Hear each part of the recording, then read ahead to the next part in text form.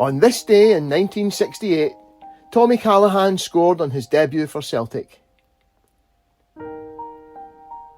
Tommy Callaghan fulfilled a lifelong ambition when he signed for Celtic on the 22nd of November 1968 from Dunfermline Athletic, where he had won the Scottish Cup the previous season alongside his brother and Scotland international fullback Willie. Ger Henderson and Shearer Borthwick wrote in that day's Evening Times, "Jock Stein said he was pleased to have Tom in his first team pool. I regard him as an all-purpose player and not necessarily as an inside forward or a wing half," he said. "Tom will continue to stay in Fife and travel back and forward to Celtic Park at least until the spring. We will see what the situation is then. I signed Tom when he was a young fellow and he was among my early signings as manager of Dunfermline." Callaghan has the distinction of being the only player Jock Stein signed twice.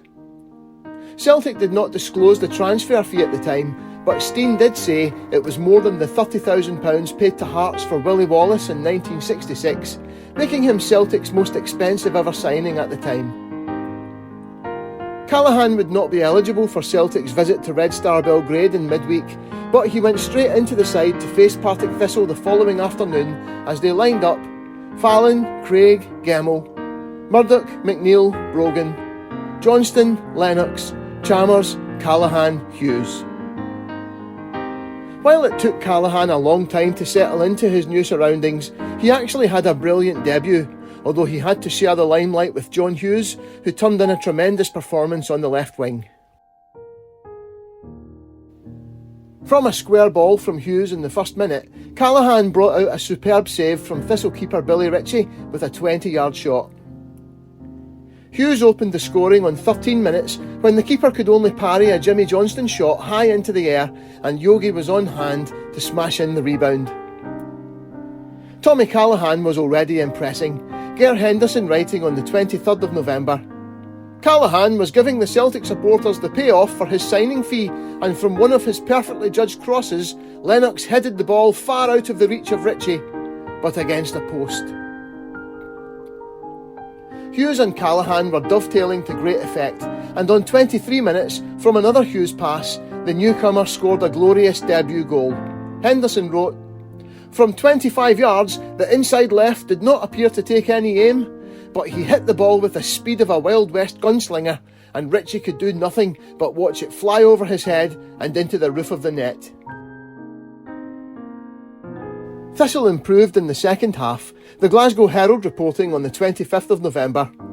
Partick, who not once in the first half had seriously troubled Fallon, were somewhat more active in attack after the interval, largely through the efforts of Divers, the former Celtic favourite, now regarded as a veteran, but who still reads a game intelligently.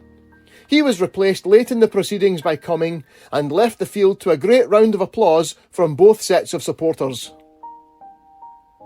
John Hughes scored a great solo goal on 67 minutes, storming through the defence to double his personal tally, and Bobby Lennox scored from close in 6 minutes from time. It had been a thrilling debut from Tommy Callaghan, but it would be a year or two before he consistently showed his true form, becoming something of a scapegoat for many fans when things were not going well. By the dawn of the new decade, though, he was a fixture in the side, his accurate passing and long striding runs turning defence into attack, being invaluable assets in the march to 9 in a row.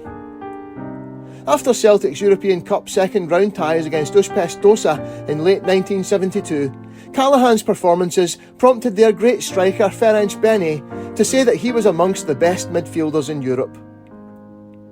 A vastly underappreciated player, Tommy Callaghan was a first-team regular for 8 years until 1976, and in 284 games for Celtic, won 6 league titles, 3 Scottish Cups and 2 League Cups.